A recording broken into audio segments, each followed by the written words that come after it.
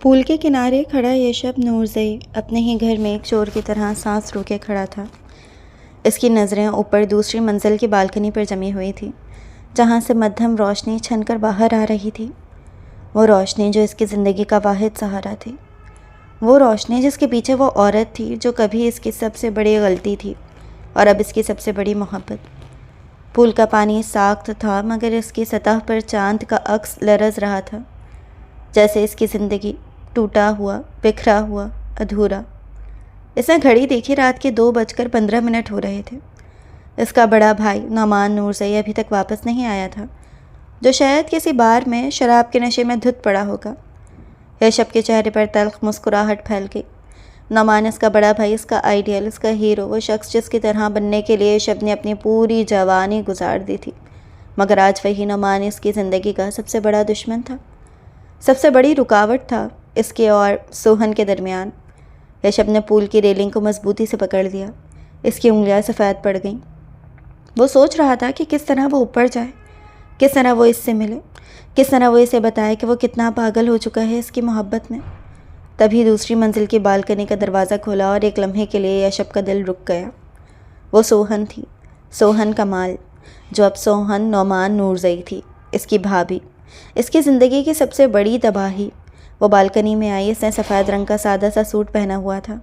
इसके लंबे बाल खुले थे, जो हल्की सी रात की हवा में लहरा रहे थे। चांद की रोशनी में इसका चेहरा ऐसा लग रहा था जैसे किसी ने मार्बल से तराशा हो। खूबसूरत मगर बेजान। यशब ने देखा कि वो रो रही थी। इसके आंसू चांद की रोशनी में चमक रहे थे। वो बालकनी की रेलिंग के साथ खड़ी हो गई और नीचे पूल की तरफ देखने लगी। यशब ने फौरी तौर पर अपने आप को एक बड़े से गमले के पीछे छुपा लिया। इसका दिल ज़ोर ज़ोर से धड़क रहा था। सोहन नीचे देख रही थी। इसके चेहरे पर एक अजीब सी खालीपन था। यशब जानता था वो खालीपन कैसा है। इसने खुद इसे पैदा किया था 6 महीने पहले यूनिवर्सिटी में, जब इसने सोहन को सबके सामने धुतकार दिया था। इसने इसकी मोहब्बत का मजाक उड़ाया था, इसके जज्बात को कुचल दिया था और इसी की वजह से वो यूनिवर्सिटी से गायब हो गई थी। लेकिन यशब को नहीं मालूम था कि वो कहाँ गई, क्या हुआ। और फिर 3 माह बाद इसके बड़े भाई नौमान की शादी हुई और जब नौमान ने दुल्हन का घूंघट उठाया तो इसके पाँव तले से ज़मीन निकल गई। वो सोहन थी, सोहन कमाल, जो अब सोहन नौमान नूरजई थी, इसकी भाभी। यशब को समझ नहीं आया कि ये कैसे हुआ, कैसे सोहन इसके भाई से शादी कर सकती है। लेकिन फिर इसने सोहन की आंखों में देखा, वो सब कुछ समझ गया। वहाँ नफ़रत थी, गहरी, सियाह, जलाने वाली नफ़रत। वो नफ़रत जो सिर्फ टूटी हुई मोहब्बत से पैदा होती है। सोहन ने इससे बदला लिया था, इसके बड़े भाई से शादी करके, इसकी ज़िंदगी में आकर, इसके हर लम्हे को जहर बनाकर। यशब अभी भी गमले के पीछे छुपा सोहन को देख रहा था। वो बालकनी में खड़ी पूल को देख रही थी। इसका एक हाथ रेलिंग पर था और दूसरा हाथ इसने अपने सीने पर रखा हुआ था, जैसे वह अपने दिल को थामे हुई हो। यशब का दिल कह रहा था कि वह चीख कर इसे बुलाए, कहे कि सोहन, मैं तुम्हें पागलों की तरह चाहता हूँ। मैंने गलती की, बहुत बड़ी गलती की, मगर अब मैं इस गलती को सुधारना चाहता हूँ। लेकिन वो नहीं कर सकता था, क्योंकि अब सोहन इसकी नहीं थी। अब सोहन इसके भाई की बीवी थी और नौमान अपनी चीज़ें किसी को नहीं देता, चाहे वो इस्तेमाल शुदा ही क्यों ना हो। यशब को याद आया जब इसने पहली बार सोहन को देखा था, वो यूनिवर्सिटी की लाइब्रेरी में थी। इसने नीली जीन्स और सफ़ेद कमीज़ पहनी हुई थी। इसके बाल सुर्ख क्लिप के साथ बांधे हुए थे। वो एक किताब पढ़ रही थी और इसकी पेशानी पर शिकनें पड़ी हुई थीं, जैसे वो कुछ समझने की कोशिश कर रही हो। यशब के दोस्त एहसान ने इससे कहा, देख यार, वो लड़की सोहन कमाल बिल्कुल तेरे टाइप की है, बेहद खूबसूरत, दिलकश और अपने आप में मगन। मैं शर्त लगाता हूँ तो इसे 1 महीने में नहीं पटा सकता। वो यशब ने, जो कभी किसी चैलेंज से पीछे नहीं हटाता, शर्त लगा ली थी, 2 लाख रुपए की शर्त। और फिर शुरू हुआ था यशब का खेल। इसने सोहन को अप्रोच किया था, इससे बात की थी, इसके साथ काफ़ी पर जाने का प्लान बनाया था और फिर आहिस्ता आहिस्ता सोहन इसके करीब आने लगी थी। और यशब को नहीं मालूम था कि कब शर्त असलियत में बदल गई, कब वो खुद इस लड़की के इश्क में गिरफ्तार हो गया, जिसे वो सिर्फ शर्त जीतने के लिए पटा रहा था। लेकिन जब तक इसे एहसास हुआ, बहुत देर हो चुकी थी। शर्त का वक्त पूरा हो चुका था और एहसान इसके पास आया था। यार यशब, 1 महीना हो गया, अब सबके सामने इसे धुतकार दे, दिखा दे कि तूने इसे इस्तेमाल किया है, वरना इस शर्त में तेरी हार मानी जाएगी और तुझे 2 लाख देने होंगे। और यशब, जो अपनी अना के आगे कभी किसी चीज़ को नहीं रखता था, सोहन को लेकर कैंटीन में गया था, जहाँ इनके तमाम दोस्त मौजूद थे और सबके सामने इसने सोहन को धुतकार दिया था। तुम्हारी औकात है कि तुम येशब नूरजई की महबूबा बनो? तुम्हारी औकात तो मेरी कैब बनने की भी नहीं है। सोहन कमाल, मैंने सिर्फ शर्त जीती है, 2 लाख की शर्त, और तुम मुझे पसंद भी नहीं हो। एक सादा सी बोरिंग बेवकूफ़ लड़की हो तुम। और फिर सब लोग हंसने लगे थे। सोहन की आंखों में आंसू आ गए थे। वो वहीं खड़ी रह गई थी जैसे किसी ने इसे पत्थर कर दिया हो, और येशब मुड़कर चला गया था। इसने देखा भी नहीं था कि सोहन का क्या हाल हुआ, कैसे वो वहाँ से भागी, कैसे इसने अपनी ज़िंदगी तबाह होते देखी। लेकिन येशब को पता था कि इसने गलती की है, बहुत बड़ी गलती, क्योंकि उस रात से येशब सो नहीं सका था। इसे सोहन की वो आँखें याद आती रहती थी, वो टूटी हुई तबाहशुदा आँखें। और फिर वो इसे ढूंढने निकला था, मगर सोहन गायब थी, यूनिवर्सिटी से, अपने घर से, हर जगह से। और येशब पागल होता जा रहा था। अब वो यहाँ खड़ा था अपने ही घर में, एक चोर की तरह, अपनी महबूबा को देखने के लिए, जो अब इसकी भाभी थी। सोहन अभी भी बालकनी में खड़ी पूल को देख रही थी। तभी येशब ने देखा कि इसके चेहरे पर एक अजीब सा तासुर आया, खौफ, वहशत, और फिर वो पीछे हटी। येशब को समझ नहीं आया क्या हुआ, लेकिन फिर इसने भारी कदमों की आवाज़ सुनी। नौमान आ गया था। येशब का दिल तेज़ी से धड़कने लगा। इसने देखा कि सोहन जल्दी से अंदर चली गई और बालकनी का दरवाज़ा बंद कर दिया। येशब ने गहरी सांस ली। वो जानता था कि नौमान शराब पिए हुए होगा, और जब नौमान शराब पीता था तो वह एक शैतान बन जाता था, ख़ासकर सोहन के साथ। येशब ने कई बार देखा था कि कैसे नौमान सोहन के साथ बदतमीज़ी करता है, कैसे वो उस पर चिल्लाता है, कैसे वो इसे नीचा दिखाता है, और येशब कुछ नहीं कर सकता था, क्योंकि वो उसका भाई था, बड़ा भाई, और इस घर में नौमान का हुक्म कानून था। येशब ने फैसला किया कि वो ऊपर जाएगा और वो सोहन से मिलेगा, चाहे कुछ भी हो। इसने पूल के किनारे से मुड़कर घर के पिछले दरवाजे की तरफ देखा। वो जानता था कि पिछला दरवाज़ा हमेशा खुला रहता है, क्योंकि नौकर लोग रात में भी आते जाते रहते हैं। इसने आहिस्ता से दरवाज़ा खोला और अंदर दाखिल हो गया। घर के अंदर तारीकी थी, सिर्फ कुछ दीवारें, लाइट्स चल रही थी जो हल्की सी रोशनी दे रही थी। येशब को इस घर का हर कोना याद था। वो यहाँ पैदा हुआ था, यहाँ पला बढ़ा था, लेकिन आज ये घर इसे अजनबी लग रहा था। शायद इसलिए कि अब इस घर में सोहन थी और सोहन इसकी नहीं थी। येशब ने आहिस्ता से सीढ़ियाँ चढ़ना शुरू किया। इसका दिल इतनी तेज़ी से धड़क रहा था कि इसे लगा कि सारी दुनिया इसकी धड़कन सुन रही है। वो दूसरी मंजिल पर पहुंचा। नौमान का कमरा बिल्कुल सामने था। दरवाज़ा बंद था, मगर अंदर से आवाज़ें आ रही थी। नौमान की आवाज़, ऊंची, गुस्से में डूबी हुई। तुमने मेरा इंतज़ार क्यों नहीं किया? मैं कहाँ था? तुम्हें कोई परवाह नहीं? तुम समझते क्या हो खुद को? तुम हो कौन? सिर्फ मेरी बीवी हो, समझी, मेरी मिल्कियत। और फिर सोहन की आवाज़ आई, धीमी, कांपती हुई। मैं बीमार थी, सर दर्द था, मैं सो गई थी। और फिर एक थप्पड़ की आवाज़, साफ, तेज़, दिल दहला देने वाली। येशब ने अपनी मुट्ठियाँ भींच लीं। इसके जिस्म में गुस्से की एक लहर दौड़ गई। वो दरवाज़ा खोलकर अंदर जाना चाहता था, नौमान को मारना चाहता था, सोहन के इसके हाथों से छीनना चाहता था, लेकिन वो नहीं कर सकता था, अभी नहीं। इसे सब्र करना होगा, प्लान बनाना होगा। येशब ने दरवाजे के करीब जाकर कान लगाया। नौमान बोले जा रहा था, तुम सोचती हो मैं नहीं जानता कि तुम क्यों मेरी बीवी बनी हो? तुम सोचती हो मैं इतना बेवकूफ़ हूँ? मैं सब जानता हूँ, सब कुछ। तुम मेरे भाई से मोहब्बत करती थी, उसने तुम्हें ठुकरा दिया और तुमने उससे बदला लेने के लिए मुझसे शादी कर ली। सही कहा ना मैंने, है ना? और फिर एक खामोशी, लंबी गहरी खामोशी, और फिर सोहन की आवाज़ आई, टूटी हुई। हाँ, मैंने तुमसे इसीलिए शादी की थी ताकि मैं तुम्हारे भाई की ज़िंदगी में रहूं, इसे हर रोज़ तड़पता देखूं। मगर तुम्हें क्या फ़र्क पड़ता है? तुमने भी मुझसे इसलिए शादी की क्योंकि तुम्हें मेरी शक्ल पसंद आई, मेरा जिस्म पसंद आया। तुम मुझसे मोहब्बत नहीं करते, तुम मुझे इस्तेमाल करते हो। तो फिर ये रिश्ता कैसे हुआ? एक सौदा, एक मुआहिदा हुआ, जहाँ हम दोनों एक दूसरे को इस्तेमाल कर रहे हैं। और येशब को महसूस हुआ कि इसका दिल चीर दिया गया है। सोहन ने इससे शादी इसलिए की ताकि वो इसे तड़पाती रहे, और वो तड़प रहा था। हर रोज़, हर लम्हा, अपने ही घर में सोहन को देखकर, इससे बात ना कर पाकर, इसे छू न पाकर, और सबसे बढ़कर इसे नौमान के साथ देखकर। येशब को याद आया वो दिन जब इसने पहली बार सोहन से नौमान की शादी के बाद बात करने की कोशिश की थी। वो दिन जब इसने सोहन को बागीचे में अकेला पाया था। वो फूलों को देख रही थी और येशब इसके पास गया था। सोहन, मैं तुमसे बात करना चाहता हूँ। और सोहन ने मुड़कर इसे देखा था। इसकी आंखों में ठंडा, हर बर्फीला गुस्सा था। मुझे तुमसे कोई बात नहीं करनी येशब नूरजई। मैं अब तुम्हारी भाभी हूँ और तुम मेरे देवर। हमारे दरमियान कोई रिश्ता नहीं है सिवाय इस रिश्ते के। और येशब ने कहा था, सोहन, मैं जानता हूँ मैंने गलती की, बहुत बड़ी गलती, लेकिन तुमने ये क्यों किया? तुमने नौमान से क्यों शादी की? तुम मुझसे बदला लेना चाहती थी तो मुझसे लेती, लेकिन इस तरह नहीं, अपनी ज़िंदगी तबाह करके नहीं। और सोहन ने हंसना शुरू कर दिया, एक तल्ख, खौफनाक हंसी। तबाह? तुम सोचते हो मेरी ज़िंदगी अब तबाह हो गई है? नहीं यशब, मेरी ज़िंदगी उस दिन तबाह हो गई थी जब तुमने मुझे सबके सामने धुतकारा था, जब तुमने मेरी मोहब्बत का मजाक उड़ाया था, जब तुमने मुझे बताया था कि मेरी तुम्हारी नज़र में कुछ भी नहीं हूँ। उस दिन मेरी ज़िंदगी ख़त्म हो गई थी। अब जो कुछ भी है वो सिर्फ़ एक साया है, एक खाली खौल। और मैं चाहती हूँ कि तुम भी यही महसूस करो। हर रोज़ हर लम्हा तुम मुझे देखो और तड़पो जैसे मैं तड़पी थी। और वो चली गई थी।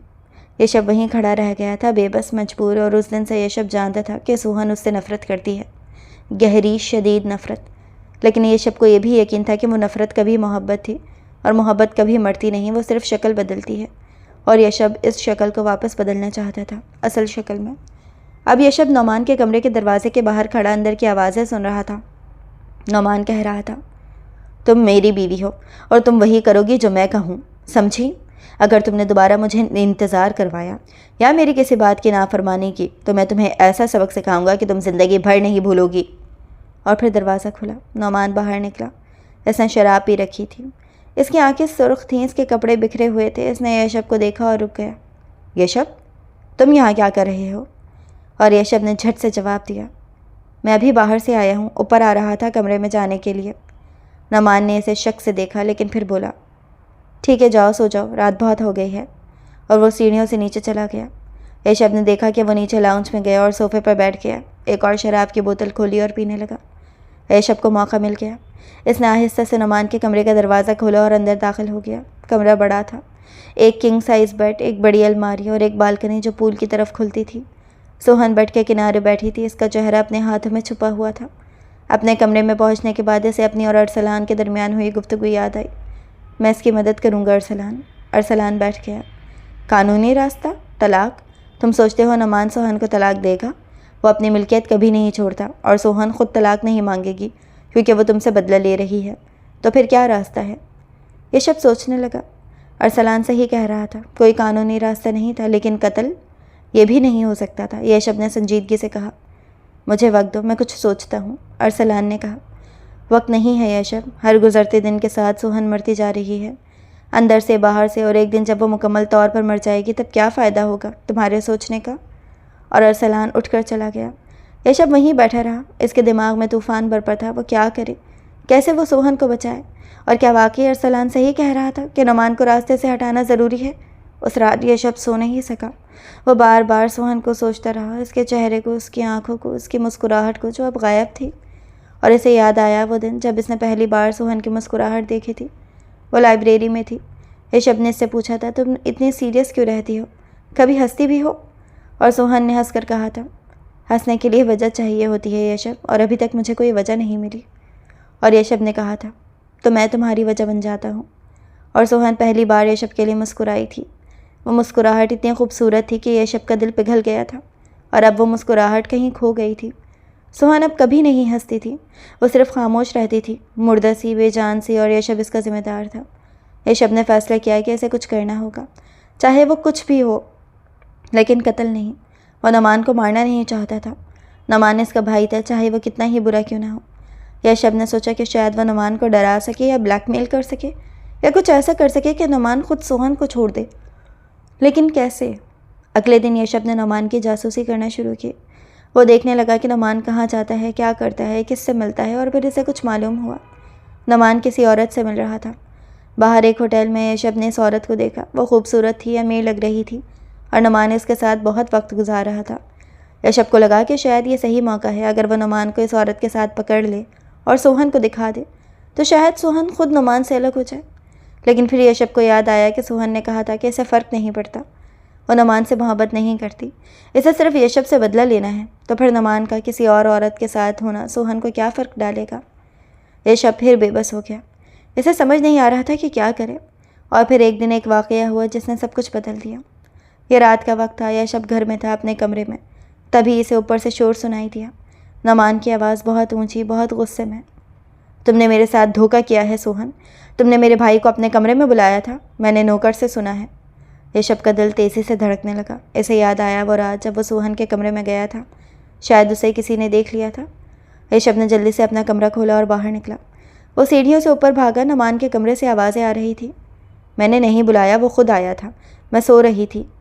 सोहन की काँपती हुई खौफ से भरी हुई आवाज़ गूंजी और फिर एक ज़ोर की आवाज़ किसी चीज़ के टूटने की।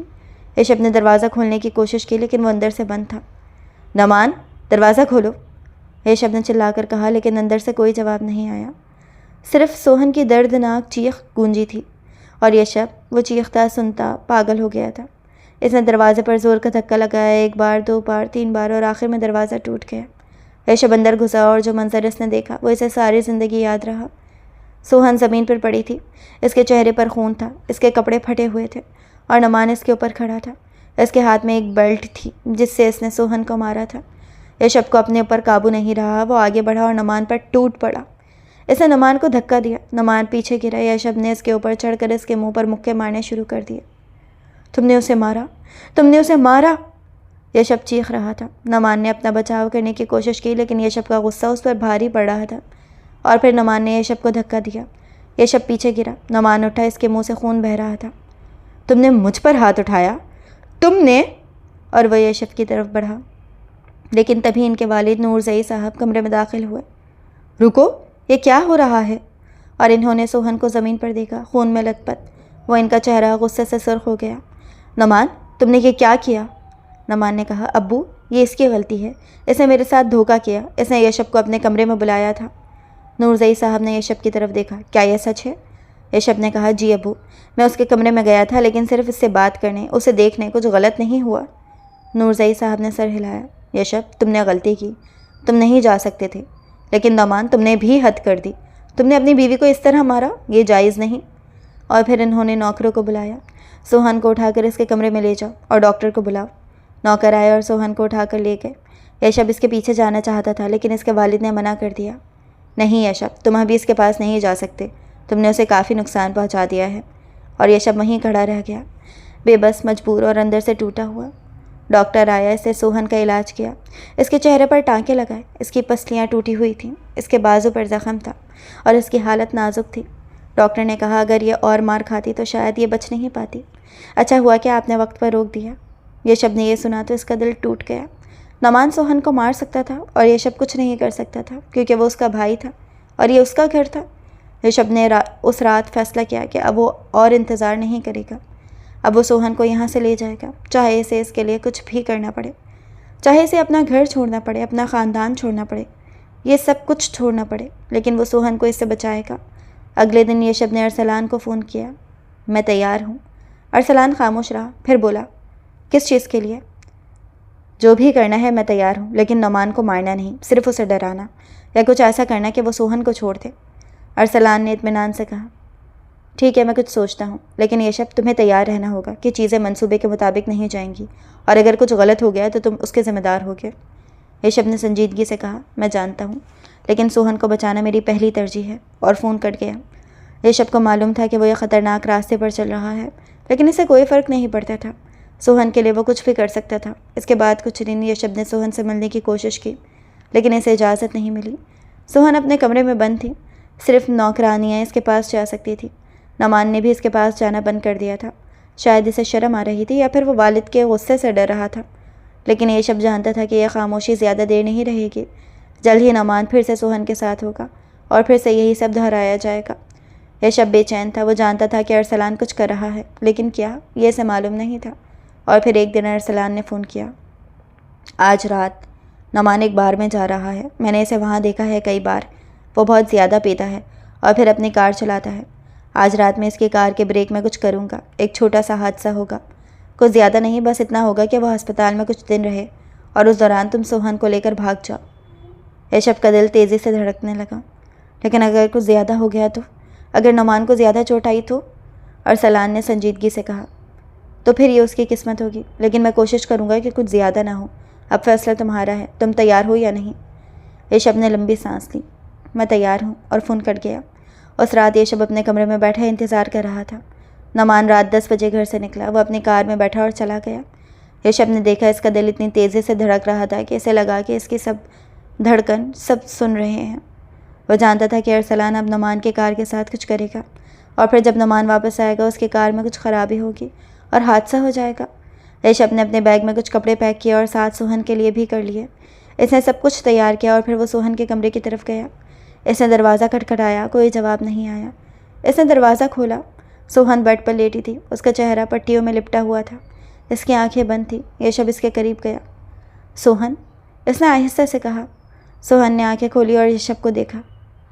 तुम फिर आ गए?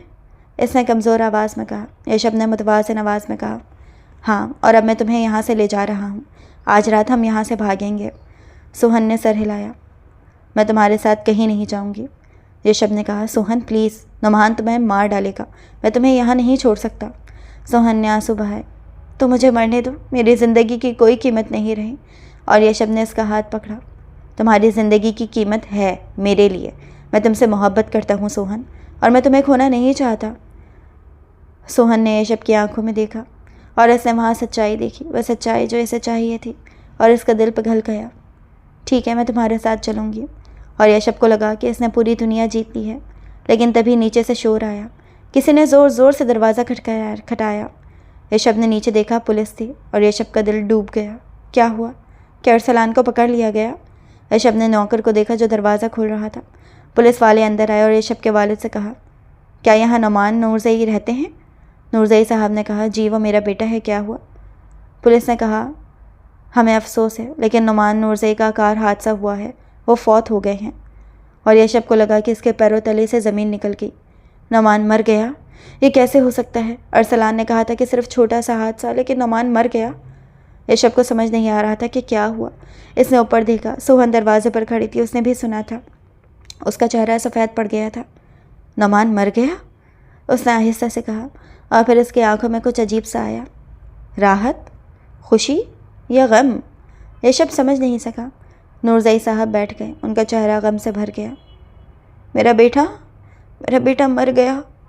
वो रोने लगे और पूरे घर में मातम फैल गया। अगले कुछ दिन सब गम में डूबे रहे। नुमान की तदफीन हुई, लोग आए, ताज़ियत की और फिर चले गए। यशब खामोश रहा। वो जानता था कि ये इसकी गलती थी। इसने अरसलान को राज़ी किया था और अब नुमान मर गया था। वो अपने भाई की मौत का जिम्मेदार था, चाहे बराह रास्त नहीं, लेकिन बाल वास्ता ज़रूर। यशब को निदामत हो रही थी। वो सोच रहा था कि अगर वो अरसलान को ना रोकता, अगर वो सब्र करता, तो शायद कोई और रास्ता निकल आता। लेकिन अब बहुत देर हो चुकी थी। नुमान जा चुका था। यशब सोहन के कमरे में गया और अब सोहन बेवा थी। यशब ने सोहन को देखा। वो सफ़ेद कपड़े पहने कोने में बैठी थी। इसका चेहरा खाली था, बेजान। वो रो नहीं रही थी, वो सिर्फ बैठी थी, खामोश। और यशब को लगा कि शायद वो इस सदमे से कभी बाहर ना आ पाए। कुछ दिनों बाद यशब ने सोहन के पास जाने की कोशिश की। वो बागीचे में बैठी थी, फूलों को देख रही थी। यशब इसके पास गया। सोहन, मैं तुमसे बात करना चाहता हूँ। सोहन ने इसकी तरफ नहीं देखा। मुझसे क्या बात करनी है? यशब ने कहा, मैं माजरत ख्वाह हूँ, नुमान की मौत मेरी वजह से हुई। लेकिन सोहन ने इसे बीच में ही रोक दिया। इसने पहली बार यशब की तरफ देखा। इसकी आंखों में कोई जज्बा नहीं था, ना गुस्सा, ना नफरत, ना मोहब्बत, सिर्फ एक खालीपन, एक सन्नाटा जो यशब को अंदर तक हिला के रख दिया। तुम माजरत ख्वाह हो? किस बात के? नुमान की मौत के, या उस बात के कि तुमने मुझे यूनिवर्सिटी में जलील किया था, या उस बात के कि तुमने मेरी ज़िंदगी तबाह कर दी, या उस बात के कि तुम्हारी वजह से मैंने एक ऐसे शख्स से शादी की जो मुझे हर रात मारता था? सोहन की आवाज़ में कोई दर्द नहीं था, सिर्फ एक स्पॉट सा लहजा, जैसे वो किसी और की कहानी सुना रही हो। यशब का गला भर आया। सोहन, मैं जानता हूँ मैंने गलती की, बहुत बड़ी गलती, लेकिन मैं अब इसे ठीक करना चाहता हूँ। मैं तुमसे मोहब्बत करता हूँ, हमेशा से करता था। शर्त महज एक बहाना था, लेकिन जब मैं तुम्हारे करीब आया, तुम्हें जाना, तो मैं तुमसे सच में मोहब्बत करने लगा, और अब मैं तुम्हें खोना नहीं चाहता। सोहन ने हंसना शुरू कर दिया, एक खौफनाक, दिल दहला देने वाली हंसी। वो हंसती रही और फिर अचानक रुक गई। इसकी आंखों में आंसू थे, लेकिन वो हंस रही थी। मोहब्बत? तुम मुझसे मोहब्बत करते हो? ये सुनकर मुझे हंसी आती है यशब। तुम जानते हो मोहब्बत क्या होती है? मोहब्बत वो नहीं जो तुमने की, मोहब्बत वो होती है जो मैंने की थी। अंधी, बेवकूफ़, खुदकुश मोहब्बत। और तुमने उस मोहब्बत को सबके सामने कुचल दिया, उसका मजाक उड़ाया, और अब तुम कह रही हो कि तुम मुझसे मोहब्बत करते हो। बहुत देर हो चुकी है यशब, बहुत देर। सोहन उठी। इसने यशब की तरफ देखा। और रही नुमान की मौत की बात, तो मैं तुम्हें शुक्रिया कहना चाहती। तुमने मुझे उस जहन्नुम से आज़ाद कर दिया, लेकिन यह आज़ादी मैं नहीं चाहती थी। मैं चाहती थी कि मैं इस जहन्नुम में रहूं, तुम्हें तड़पता देखूं, हर रोज़, हर लम्हा। और अब जब नुमान नहीं रहा तो मेरा बदला अधूरा रह गया। और वो चली गई। यशब वहीं खड़ा रह गया, टूटा हुआ, बिखरा हुआ। 6 माह बाद यशब अपने दफ्तर में बैठा कागजात पर नज़र डाल रहा था, लेकिन इसकी तवज्जो कहीं और थी। वो सोहन को सोच रहा था, जैसे हर दिन हर वक्त सोचता था। नमान की मौत के बाद सोहन नूरजई हवेली में रहने लगी थी, लेकिन यशब से बात नहीं करती थी। वो सिर्फ अपने कमरे में बंद रहती थी। कभी कभी बागीचे में आती थी, लेकिन जब भी यशब इसके करीब जाने की कोशिश करता वो अंदर चली जाती थी। यशब को लगता था कि वह पागल हो जाएगा। वो इसी घर में रहता था जहाँ सोहन थी, लेकिन वो इससे कोसों दूर थी और यशब कुछ नहीं कर सकता था। तभी इसके दफ्तर का दरवाज़ा खुला और अरसलान अंदर आया। इसका चेहरा संजीदा था। यशब, हमें बात करनी है। यशब ने ऊपर देखा। क्या बात है? अरसलान बैठ गया। पुलिस नमान की मौत की तहकीकात कर रही है। इन्हें शक हो गया है कि ये महज हादसा नहीं था। उन्होंने कार की जांच पड़ताल की है और इन्हें ब्रेक में छेड़छाड़ की अलामत मिली हैं। यशब का दिल तेज़ी से धड़कने लगा। क्या उन्हें तुम्हारे बारे में कुछ मालूम है? अरसलान ने सर हिलाया। अभी नहीं, लेकिन वो सवाल पूछ रहे हैं। किसी ने नमान को इस रात बार में देखा और इन्हें मालूम है कि मैं भी वहाँ था। जल्द ही वो मेरे पास आएंगे और अगर इन्होंने मुझसे पूछा तो मैं झूठ नहीं बोल सकता। यशब, मैं तुम्हारा दोस्त हूँ, लेकिन मैं कातिल बनने के लिए तैयार नहीं हूँ। यशब ने अपना सर पकड़ लिया। तो अब क्या होगा? अरसलान ने कहा। अगर पुलिस ने मुझे पकड़ लिया तो मैं सब बता दूंगा और तब तुम भी उसमें फंस जाओगे। तुम्हें भी सज़ा होगी। चाहे तुमने खुद हाथ नहीं लगाया, लेकिन तुमने मंसूबा बनाया था, तुम उसमें शामिल थे। यशब ने गहरी सांस ली। तो मैं क्या करूं? अरसलान ने कहा। एक ही रास्ता है, तुम सोहन से बात करो, उसे सब सच बता दो। शायद वो तुम्हारी मदद कर दे। वो तुम्हारी गवाही दे सकती है कि नमान तुम्हारे साथ बुरा था, इसने सोहन को मारा था और तुमने सोहन को बचाने के लिए सब कुछ किया। शायद अदालत तुम्हें हमदर्दी से देखे। यशब ने कहा। लेकिन सोहन मुझसे बात नहीं करती, वो मुझसे नफ़रत करती है। अरसलान ने कहा। तो फिर उसे मजबूर करो, कुछ भी करो, लेकिन उसे राज़ी करो, वरना हम दोनों जेल जाएंगे। और वो उठकर चला गया। यशब वहीं बैठा सोचता रहा। अरसलान सही कह रहा था। अगर पुलिस को पता चल गया तो वो दोनों सज़ा पाएंगे, लेकिन सोहन इसकी मदद क्यों करेगी? वो तो उससे नफ़रत करती है। वो चाहती है कि यशब तड़पे, और अगर यशब जेब चला गया तो सोहन को और भी खुशी होगी। लेकिन यशब को कुछ करना होगा। इसे सोहन से बात करनी होगी, चाहे कुछ भी हो। यशब ने फैसला किया कि वो सोहन से बात करेगा, चाहे वो इसे धुतकार दे, चाहे वो इससे नफ़रत करे, लेकिन वो इसे सच बताएगा। सब कुछ। रात के 11 बज रहे थे। घर में सब सो गए थे। यशब अपने कमरे से बाहर निकला। इसने देखा कि सोहन के कमरे में अभी भी रोशनी थी। वो जाग रही थी। यशब ने आहिस्ता से दरवाज़ा खटखटाया। सोहन, मैं हूँ यशब, मुझे तुमसे बात करनी है। अंदर से कोई जवाब नहीं आया। यशब ने दोबारा दरवाज़ा खटखटाया। सोहन प्लीज़, ये बहुत अहम है, मुझे तुमसे बात करनी है। और फिर दरवाज़ा खुला। सोहन खड़ी थी। इसने सफ़ेद रंग का नाइट सूट पहना हुआ था। इसके बाल खुले हुए थे। इसका चेहरा थका हुआ लग रहा था। क्या चाहिए तुम्हें? इसने सर्द लहजे में पूछा। यशब ने कहा, मुझे तुमसे बात करनी है, अंदर आ सकता हूँ? सोहन ने एक लम्हे के लिए सोचा, फिर एक तरफ हट गई। आ जाओ। यशब अंदर दाखिल हुआ। कमरा साफ़ सुथरा था, लेकिन ठंडा, बेजान, जैसे कोई यहाँ रहता ही नहीं। यशब ने दरवाज़ा बंद किया और सोहन की तरफ मुड़ा। तो बात क्या है? सोहन ने पूछा। यशब ने गहरी सांस ली। सोहन, मुझे तुम्हें कुछ बताना है, नमान की मौत के बारे में। सोहन की आंखों में एक चमक आई। क्या बताना है? यशब ने कहा। नमान की मौत कोई हादसा नहीं था, वो मंसूबा बंद था। मैंने और अरसलान ने मिलकर उसकी कार के ब्रेक में छेड़छाड़ की थी, लेकिन हमारा इरादे से मारने का नहीं था। हम सिर्फ चाहते थे कि वो अस्पताल में रहे और मैं तुम्हें लेकर भाग जाऊं। लेकिन चीज़ें गलत हो गई। नमान मर गया और अब पुलिस तहकीकात कर रही है और जल्द ही वो हम तक पहुंच जाएंगे। सोहन ने यशब को हैरत से देखा और फिर उसके चेहरे पर एक अजीब सी मुस्कुराहट आई। तो तुमने नमान को मारा? तुमने उसे मारा, अपने भाई को? यशब ने सर हिलाया। मैंने नहीं, अरसलान ने, लेकिन मैं भी इसमें शामिल था। मैंने उसे राज़ी किया था और अब मैं तुमसे मदद मांगने आया हूँ। सोहन की मुस्कुराहट और फैल गई। मदद? तुम मुझसे मदद मांग रहे हो? यह तो बहुत दिलचस्प है। और वह हंसने लगी। यशब ने कहा, सोहन, मैं जानता हूँ तुम मुझसे नफ़रत करती हो, लेकिन नफ़रत? सोहन ने बीच में रोका। तुम सोचे होते हो मैं तुमसे नफ़रत करती हूँ? नहीं यशब, मैं तुमसे नफ़रत नहीं करती। नफ़रत एक जज्बा है और मेरे अंदर कोई जज्बा नहीं बचा। तुमने मेरे अंदर से सब कुछ निकाल लिया, मेरी मोहब्बत, मेरी खुशियाँ, मेरी ज़िंदगी, और अब मैं सिर्फ एक खाली खोल हूँ, बेजान मुर्दा। यशब के दिल में दर्द उठा। सोहन, मैं माजरत ख्वाह हूँ, मैं सच में माजरत ख्वाह हूँ, लेकिन मैं तुम्हें वापस लाना चाहता हूँ। मैं तुम्हें दोबारा ज़िंदा करना चाहता हूँ। मुझे मौका दो, सिर्फ एक मौका। सोहन ने यशब की आंखों में देखा। मौका? तुम मौका चाहते हो? ठीक है, मैं तुम्हें मौका दूंगी, लेकिन एक शर्त पर। यशब ने पूछा। क्या शर्त? सोहन ने कहा। तुम मुझसे शादी करोगे, सबके सामने, कानूनी तौर पर। और फिर तुम मुझे कभी नहीं छोड़ोगे। चाहे कुछ भी हो जाए तुम मुझे अपनी बीवी बनाओगे और हमेशा के लिए अपने साथ रखोगे। ऋषभ का दिल तेज़ी से धड़कने लगा। लेकिन सोहन, तुम अभी बेवा हो, नुमान को गए हुए सिर्फ 6 माह हुए हैं, लोग क्या कहेंगे? सोहन ने कहा, मुझे लोगों की परवाह नहीं, मुझे सिर्फ ये चाहिए कि तुम मुझसे शादी करो, और अगर तुम वाकई मुझसे मोहब्बत करती हो तो तुम ये कर सकते हो। ऋषभ ने एक लम्हे के लिए सोचा और फिर बोला, ठीक है, मैं तुमसे शादी करूँगी, लेकिन तुम मेरी मदद करोगी ना? बोला उसके सामने। सोहन ने सर हिलाया। हाँ, मैं तुम्हारी मदद करूँगी। मैं कह दूँगी कि नुमान ने मुझे मारा था, उसने मुझे तकलीफ़ दी थी और तुमने मुझे बचाने की कोशिश की थी।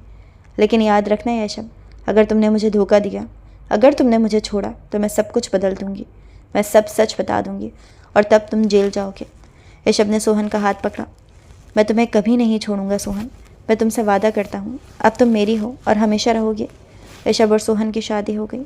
नूरजई साहब ने शुरू में मुखालफत की थी, लेकिन जब ऋषभ ने इन्हें बताया कि वो सोहन से मोहब्बत करता है और सोहन भी राज़ी है तो इन्होंने मान लिया। शादी सादा थी, सिर्फ करीबी रिश्तेदार आए, लेकिन ऋषभ को कोई फ़र्क नहीं पड़ता था। अब सोहन इसकी बीवी थी, कानूनी तौर पर सबके सामने, और वो इसे कभी नहीं छोड़ेगा। पुलिस की तहकीकात में सोहन ने ऋषभ की मदद की। इसने बताया कि नुमान ने इसके साथ बदसलूकी की थी और ऋषभ ने इसे बचाने की कोशिश की थी। अरसलान को गिरफ्तार कर लिया गया, लेकिन ऋषभ को फ़ायदा हुआ। अदालत ने ऋषभ को हमदर्दी से देखा और इसे सिर्फ 1 साल की कैद की सज़ा सुनाई, और वो भी मुअत्तल। शर्त ये थी कि वह दोबारा कोई जुर्म न करे। अब ऋषभ और सोहन एक साथ रह रहे थे, लेकिन चीज़ें आसान नहीं थी। सोहन अभी भी ऋषभ से दूर रहती थी। वो इससे बात करती थी, लेकिन सिर्फ ज़रूरत की हद तक। वह इसके साथ सोती थी, लेकिन इसे छूने नहीं देती थी। ऋषभ को लगता था कि वो एक ऐसी औरत के साथ रह रहा है जो जिस्मानी तौर पर मौजूद है, लेकिन रूह से गायब, और ये ऋषभ को तड़पा रहा था। वह चाहता था कि सोहन उससे दोबारा मोहब्बत करे, उसे माफ़ कर दे, लेकिन सोहन कुछ नहीं कहती थी, वो सिर्फ खामोश रहती थी। एक दिन ऋषभ ने फैसला किया कि वो सोहन को कहीं लेकर जाएगा, शायद कोई खूबसूरत जगह जहाँ वो दोनों अकेले हों और वो सोहन से दिल खोल कर बात करें। उसने सोहन से पूछा, क्या तुम मेरे साथ कहीं चलोगी, सिर्फ 2 दिन के लिए? सोहन ने ऊपर देखा। कहाँ? ऋषभ ने कहा, शुमाल, हंजा, वहाँ बहुत खूबसूरत है, हम वहाँ कुछ वक्त गुजार सकते हैं, सिर्फ हम दोनों। सोहन ने एक लम्हे के लिए सोचा, फिर बोली, ठीक है, मैं चलूँगी। और ऋषभ को लगा कि शायद ये इसका मौका है, शायद वहाँ सोहन खुलकर बात करे, शायद वहाँ वो दोबारा इसके करीब आए। 2 दिन बाद ऋषभ और सोहन हंजा पहुँचे। जगह वाकई खूबसूरत थी, पहाड़, बर्फ़, साफ़ सुथरी हवा और खामोशी। ऋषभ ने एक छोटा सा कॉटेज बुक किया था जो पहाड़ की चोटी पर था। वहाँ से पूरी वादी नज़र आती थी। सोहन ने जब वो नज़ारा देखा तो पहली बार इसकी आंखों में कुछ चमक गई। यह खूबसूरत है, इसने आहिस्ता से कहा। ऋषभ मुस्कुराया। मैं जानता था तुम्हें यह पसंद आएगा। वो दोनों अंदर गए। कॉटेज छोटा सा था, लेकिन आराम था। एक बेडरूम, एक लाउंज और एक छोटा सा किचन। ऋषभ ने सामान रखा और सोहन की तरफ मुड़ा। तुम थकी हुई हो, आराम कर लो, मैं खाना बनाता हूँ। सोहन ने हैरत से देखा। तुम खाना बनाओगे? ऋषभ ने हंसकर कहा, हाँ, मैं खाना बना सकता हूँ, शायद इतना अच्छा नहीं, लेकिन खाया जा सकता है। और वह किचन में चला गया। सोहन बेड पर लेट गई। वो थकी हुई थी, लेकिन इसके दिल में कुछ अजीब सा हो रहा था। ऋषभ की कोशिश इसे दिखाई दे रही थी। वो इसके लिए कुछ करना चाहता था, इसे खुश करना चाहता था, और सोहन को पहली बार लगा कि शायद ऋषभ वाकई इससे मोहब्बत करता है। लेकिन क्या वो इसे माफ़ कर सकती है? क्या वो दोबारा इस पर भरोसा कर सकती है? वो नहीं जानती थी। कुछ देर बाद ऋषभ ने आवाज़ दी, सोहन, खाना तैयार है। सोहन उठी और लाउंज में आई। ऋषभ ने टेबल पर खाना लगाया हुआ था, पास्ता, सलाद और रोटी। सोहन ने बैठकर खाना चखा। ये अच्छा है, इसने कहा। ऋषभ मुस्कुराया। शुक्रिया। वो दोनों खामोशी से खाना खाते रहे, लेकिन ये खामोशी पहले जैसी तल्ख नहीं थी। ये एक आरामदा खामोशी थी, जैसे 2 लोग एक दूसरे की मौजूदगी से खुश हों। खाने के बाद वो दोनों बाहर निकले। रात हो चुकी थी। आसमान में लाखों सितारे चमक रहे थे। सोहन ने ऊपर देखा। ये कितने खूबसूरत हैं। ऋषभ इसके पास खड़ा हो गया। हाँ, बहुत खूबसूरत है, लेकिन तुम्हारे मुकाबले में कुछ नहीं। सोहन ने ऋषभ की तरफ देखा। इसकी आंखों में कुछ नरमी थी। तुम अभी भी ये चीज़ें कहते हो? मैं सोचती थी कि शादी के बाद तुम बदल जाओगे। ऋषभ ने इसके करीब आते हुए कहा। मैं कभी नहीं बदलूंगा सोहन, मैं हमेशा तुमसे यही कहूँगा, क्योंकि ये सच है। तुम खूबसूरत हो, अंदर से बाहर से, और मैं खुशकिस्मत हूँ कि तुम मेरी बीवी हो। सोहन ने आंखें नीचे कर ली। ऋषभ, मैं नहीं जानती कि मैं तुम्हें कब माफ़ कर पाऊँगी। मैं नहीं जानती कि मैं दोबारा तुम पर कब भरोसा कर पाऊँगी, लेकिन मैं कोशिश कर रही हूँ। मैं वाकई कोशिश कर रही हूँ। ऋषभ ने इसका हाथ पकड़ा। यही काफ़ी है सोहन, तुम्हारी कोशिश ही काफ़ी है। मैं इंतज़ार कर सकता हूँ, चाहे ज़िंदगी भर क्यों न लगे। मैं इंतज़ार करूँगा, क्योंकि तुम मेरी हो और मैं तुम्हें खोना नहीं चाहता। और इसने सोहन का हाथ अपने होठों से लगाया। सोहन ने अपना हाथ नहीं खींचा। इसने यशब को देखा और पहली बार इसकी आंखों में कुछ था, कोई जज्बा, कोई एहसास, शायद मोहब्बत नहीं, लेकिन शायद हमदर्दी, शायद कबूलियत। सुबह सोहन की आंख खुली तो इसने देखा कि यशब बेड पर नहीं था। वो उठी और बाहर निकली। यशब कॉटेज के बाहर बैठा था, एक कप चाय लिया। सूरज तुलू हो रहा था और पूरी वादी सुनहरी रोशनी में नहाई हुई थी। सोहन इसके पास जाकर बैठ गई। सुबह बखैर, यशब ने मुस्कुराते हुए कहा। सुबह बखैर, सोहन ने जवाब दिया। यशब ने इसे एक कप चाय दी। यहाँ बैठने का मज़ा ही कुछ और है। ऐसा लगता है जैसे पूरी दुनिया से दूर हैं, सिर्फ हम दोनों। सोहन ने चाय का घूंट लिया। हाँ, ये अच्छा है, पुरसुकून। वो दोनों कुछ देर खामोशी से बैठे रहे। सिर्फ परिंदों की चहचहाहट और हवा की सरसराहट सुनाई दे रही थी। फिर सोहन ने आहिस्ता से कहा, यशब, मैं तुमसे कुछ पूछना चाहती हूँ। यशब ने उसकी तरफ देखा। पूछो। सोहन ने कहा, जब तुमने यूनिवर्सिटी में मुझे धुतकारा था, क्या तुम वाकई मुझे पसंद नहीं करते थे? क्या वो सब शर्त के लिए था? यशब ने गहरी सांस ली। उसने जाना था कि ये सवाल कभी ना कभी आएगा। नहीं सोहन, शुरू में शायद शर्त थी, लेकिन जब मैं तुम्हारे करीब आया, जब मैंने तुम्हें जाना, तो मैं तुमसे सच में मोहब्बत करने लगा था। लेकिन मेरी अना ने मुझे नहीं जाने दिया। मैंने सोचा कि अगर मैं शर्त हार गया तो सब मुझ पर हंसेंगे और मैं ये बर्दाश्त नहीं कर सकता था। इसलिए मैंने तुम्हें धुतकार दिया। लेकिन जिस लम्हे मैंने ये किया, मुझे एहसास हो गया कि मैंने अपनी ज़िंदगी की सबसे बड़ी गलती की है। सोहन की आंखों में आंसू आ गए। तुम जानते हो मैंने कितना बुरा वक्त गुजारा। मैंने सोचा था कि मैं ख़ुदकुशी कर लूँ, लेकिन फिर मैंने फ़ैसला किया कि मैं तुमसे बदला लूँगी। और जब नुमान ने मुझसे शादी की पेशकश की तो मैंने फ़ौरन तौर पर हाँ कह दी। मैं जानती थी कि यह गलत है, लेकिन मुझे फ़र्क नहीं पड़ता था। मैं सिर्फ तुम्हें तड़पाना देखता चाहती थी। यशब ने इसका हाथ पकड़ा। और तुमने मुझे तड़पाया, हर रोज़, हर लम्हा। लेकिन अब मैं नहीं चाहता कि हम दोनों इस माजी में रहें। मैं चाहता हूँ कि हम आगे बढ़ें, एक नई शुरुआत करें। क्या तुम यह कर सकती हो? सोहन ने यशब की आंखों में देखा और इसने वहाँ सच्चाई देखी। इसने यशब की मोहब्बत देखी और इसके दिल में कुछ पिघला। मैं कोशिश करूँगी यशब, मैं वाकई कोशिश करूँगी। यशब और सोहन की ज़िंदगी आहिस्ता आहिस्ता बेहतर होती गई। सोहन ने यशब को माफ़ कर दिया, नामुकम्मल तौर पर, लेकिन काफ़ी हद तक। वो दोनों एक दूसरे के करीब आते गए। यशब ने अपना कारोबार संभाल लिया और सोहन ने भी अपनी पेंटिंग का शौक़ दोबारा शुरू कर दिया, जो इसने नुमान की वजह से छोड़ दिया था। वो दोनों अक्सर साथ वक्त गुजारते, बाहर जाते, दोस्तों से मिलते। और आहिस्ता आहिस्ता सोहन की मुस्कुराहट वापस आ गई। वो मुस्कुराहट जो यशब ने पहली बार लाइब्रेरी में देखी थी, और यशब को लगा कि इसने अपनी जन्नत पा ली है। एक दिन यशब दफ्तर से घर आया। वो थका हुआ था, लेकिन जैसे ही वो घर में दाखिल हुआ, इसे कुछ अजीब सा महसूस हुआ। घर में सजावट थी, फूल लगे हुए थे, मोमबत्तियाँ जल रही थी। और सोहन बाहर आई। इसने खूबसूरत लाल रंग का सूट पहना हुआ था। इसके बाल खुले थे और इसकी आंखों में एक शरारत थी। ये सब क्या है? यशब ने हैरत से पूछा।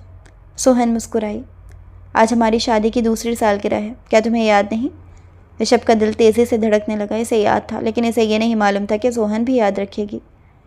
मुझे याद है, लेकिन मैंने नहीं सोचा था कि तुम। सोहन ने इसके होठों पर उंगली रखी। श्श, आज कुछ नहीं कहना। आज सिर्फ हम दोनों हैं, कोई माजी नहीं, कोई गलतियाँ नहीं, सिर्फ हम। और इसने यशब का हाथ पकड़ा और इसे अंदर ले गई। रात गुजरती गई। यशब और सोहन ने साथ खाना खाया, बातें की, हंसे। और पहली बार यशब को लगा कि सोहन वाकई इसकी है, ना सिर्फ जिस्म से बल्कि रूह से भी। रात के आखिर में जब वो दोनों बेड पर लेटे थे, सोहन ने यशब की तरफ देखा। यशब, मैं तुम्हें कुछ बताना चाहती हूँ। यशब ने मुस्कुराते हुए कहा। क्या? सोहन ने मुस्कुराते हुए कहा। मैं हामला हूँ। और यशब को लगा कि इसकी दुनिया रुक गई। क्या? सच में? सोहन ने सर हिलाया। हाँ, डॉक्टर ने आज तस्दीक की है, हम जल्द ही वालिदैन बनने वाले हैं। यशब की आंखों में आंसू आ गए। इसने सोहन को अपनी बाहों में भर लिया। शुक्रिया सोहन, शुक्रिया मुझे ये खुशी देने के लिए, शुक्रिया मुझे माफ़ करने के लिए, शुक्रिया मेरी बीवी बनने के लिए। सोहन ने भी रोना शुरू कर दिया। मैं तुमसे मोहब्बत करती हूँ यशब। मैं जानती हूँ मैंने पहले कभी नहीं कहा, लेकिन मैं तुमसे मोहब्बत करती हूँ और मैं हमेशा तुमसे मोहब्बत करूँगी। और यशब ने इसे चूमा, एक लंबा गहरा बोसा जिसमें इनके तमाम जज्बात थे, इनका दर्द, इनकी खुशी, इनकी मोहब्बत। 9 माह बाद सोहन ने एक खूबसूरत सी बेटी को जन्म दिया। इसकी आंखें सोहन जैसी थी और इसकी मुस्कुराहट यशब जैसी। इन्होंने इसका नाम एरा रखा, जिसका मतलब था मोहब्बत। यशब ने जब पहली बार एरा को देखा तो इसकी आंखों में आंसू आ गए। इसने सोहन को देखा जो थकी हुई थी, लेकिन खुश। शुक्रिया, इसने आहिस्ता से कहा। सोहन ने मुस्कुराते हुए कहा, यह हमारी बेटी है यशब, हमारी मोहब्बत का समर। और यशब ने आयरा को अपनी बाहों में लिया। इसने इसे देखा, इसके छोटे से चेहरे को, इसकी छोटी सी नाक को, और इसने फैसला किया कि वह इस बच्ची को हमेशा महफूज रखेगा। इसे वो मोहब्बत देगा जो इसने सोहन को नहीं दी थी। वह एक अच्छा बाप बनेगा, एक अच्छा शौहर बनेगा, और वो अपने माजी की गलतियों को कभी नहीं दोहराएगा।